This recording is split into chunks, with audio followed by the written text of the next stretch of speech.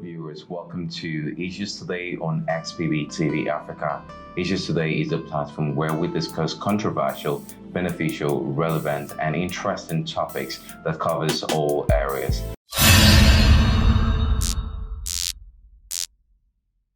Today we have in the studio Dr. Ijoma Trust.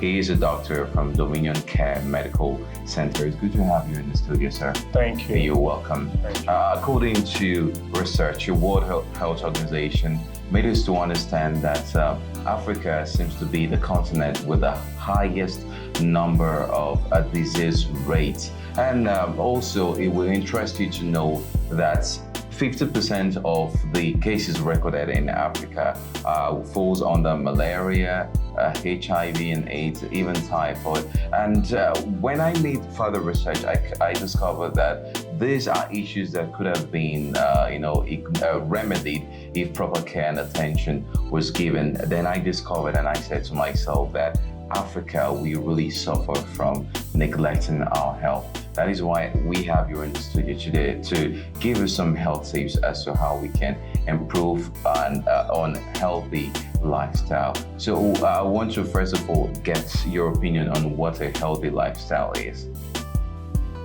A healthy lifestyle is a life that is lived with so much attention to one's health. Okay. You are living your life adopting those character or behaviors that will help you to attain a very good health status. That is what we mean by healthy lifestyle. Healthy lifestyle is one among the three factors that determines our health. Okay. We have the two other factors that involve genetics, that's our makeup, where we're coming from, then the environment. The healthy lifestyle is like our own decision on how we interact with where we're coming from, which are genetics and the environment. So the healthy lifestyle is a decision to live healthy. That is a healthy lifestyle. Thank you very much. Is it an affordable one? Very affordable. Very affordable. The other ones you cannot afford. You can't determine where you're going to come from. I'm an African. I'm a Nigerian. If I was to choose when I was coming to the world, if I had the power to choose, maybe I wouldn't come from Nigeria. All right? But here am I today. I can't do anything about it. I'm a Nigerian. I carry Nigerian bloodline. That's what it is. Then I'm in an environment I found myself today. I'm in Agbo. All the things that the environment has to offer in Agbo, I have to partake from it. I don't have a choice. But how I then modify my life to be able to enjoy the environment that Agbo has to offer and to be able to manage my genetic makeup, they all depend on me. So when I make those decisions and I begin to do things to follow my decision, it's called lifestyle. So I'm playing along my decision. Thank you very much. So now we know that amongst other factors, a healthy lifestyle is one that you can control, is Yes. one that is affordable. So for the sake of simplicity of this program, we just want to understand or want you as a medical practitioner to give us some tips as to how we can live healthy. Okay. For us to live healthy, we must, as a matter of fact, have information. Okay. We should know about health, what health is all about. It's very important that every individual understands what health is all about. What are the determinants of health, of a healthy life? It must be known, it must be clear to anybody that wants to enjoy his life here on earth. So, first of all, what is health? Health is a state. It's a state of total physical, mental, social, and they have included spiritual well-being of an individual, and not just the absence of disease. It means that some people may not be sick, but they are not healthy. When we say somebody is already displaying sickness, a state of sickness, the person has symptoms, the person complains. But what about somebody that's walking along the street and the heart is already getting some dysfunction that is not showing up as a symptom. Person can just be giving a speech somewhere, the person collapses and dies. That person, people could say, but he was not sick, he was fine. But if he was thoroughly checked, it would have been seen that he's not healthy. It means something is wrong inside of him. So it's a state that is total. You must be physically okay, meaning that when they check your cardiovascular system, your endocrine system, every part of your body is working very well. Then we'll go from the physical to the mental. How are you relating with your environment? How are you relating with people? It's a state of health because a lot of people are walking in the street now talking to themselves. All right? If you check them physically, they are complete. Their hands are complete. They are not amputated. They are okay. But upstairs, they are not fine. They can fight at the slightest provocation. Yeah. Those group of people are not healthy mentally. Then we'll talk about social. The social aspect, which has to do with our economic life. If you are not financially solvent, you can't afford the 3 square meal a day, then you are not healthy financially. The environment is not favoring you. You are not interacting very well with your environment. That's a social state that is not healthy. Then we'll talk about the spiritual aspect, which has to do with our religious life. So in all these spheres, somebody can actually be physically healthy, but socially or mentally is not healthy. That person is not completely healthy. So that is how we say, why we say health is a holistic term for somebody that is in a state of well-being, total state of well-being. So when we say determinants of health, we are talking about what are those things now that you must understand that has a role, a great role to play in your health. Of course, as an individual, you were born by a parent.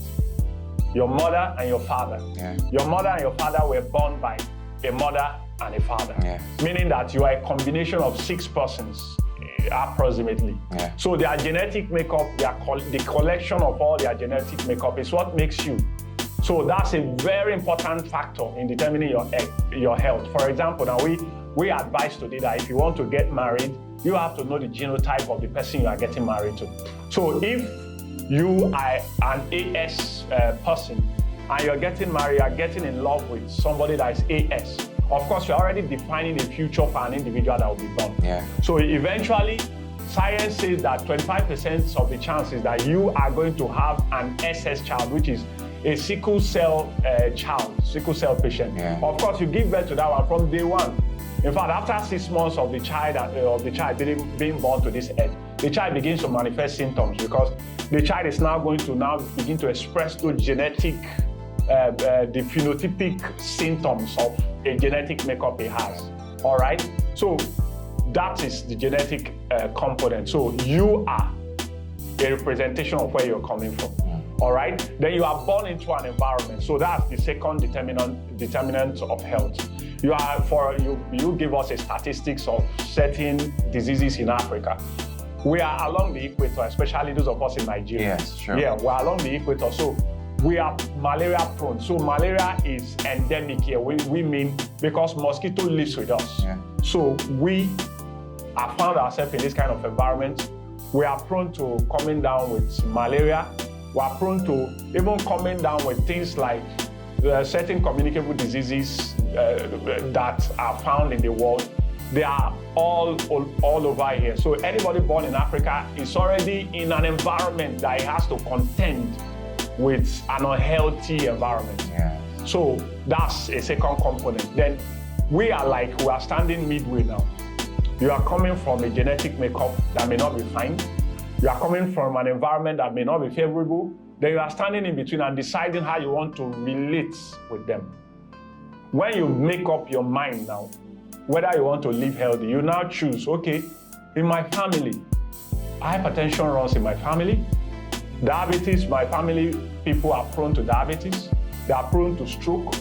They are prone to asthma. You make up your mind. What are those things that they do that increase their chances at coming down with asthma, for example?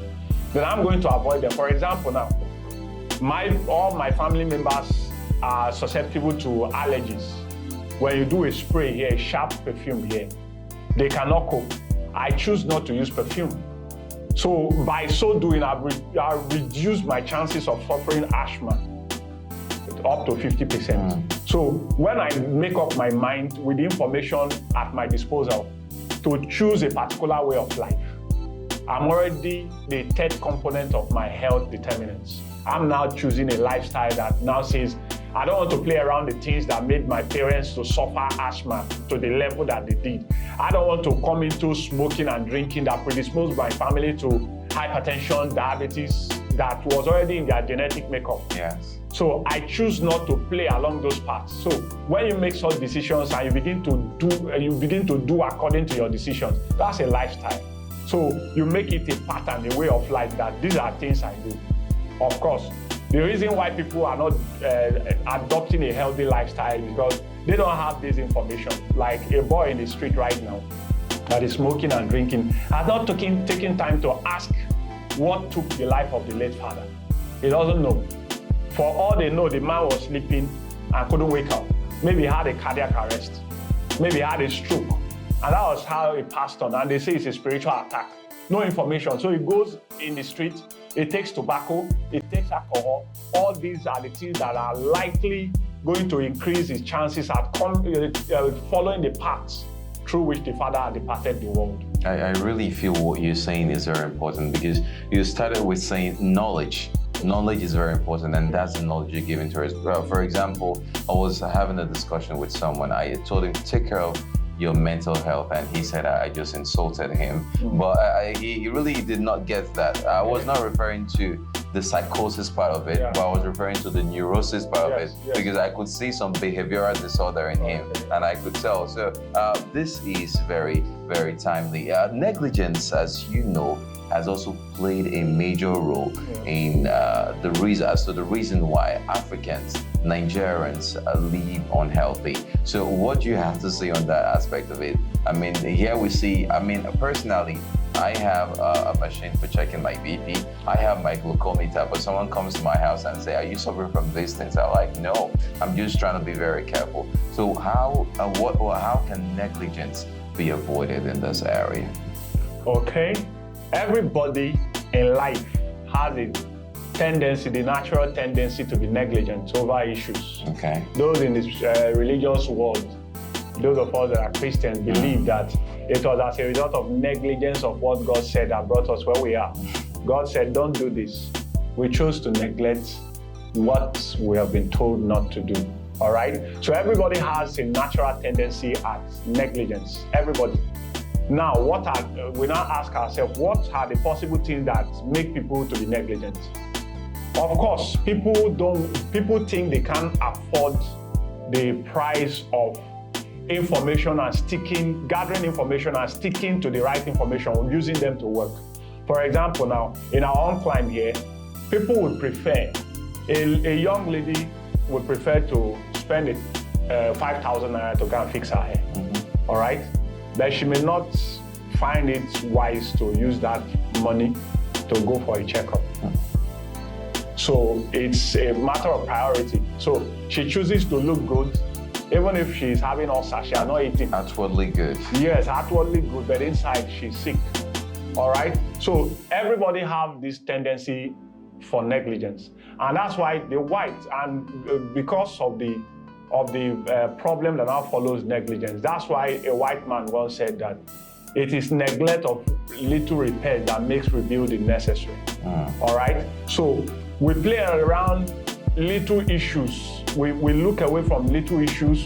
They don't matter. They don't matter. To our own detriment, they cumulatively will now lead us to a problem in the long run. Okay? Another thing that makes people get negligent is when they've started, maybe the environment they are, don't have a different value system.